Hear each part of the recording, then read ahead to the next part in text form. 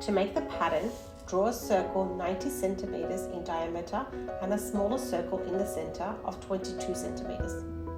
Repeat and cut them out. Use one of the patterns and draw the icing for the donut and cut it out. Use the pattern to cut 2 donuts and 1 icing. Cut out rectangle pieces of colored felt for the sprinkles.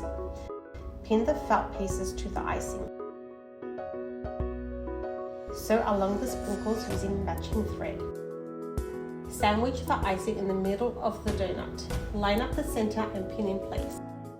Sew around the center circle of the donut. Turn the right side out. Pin the icing onto the donut and sew around the edge. Sew the donut inside out, leaving a small opening to turn and fill.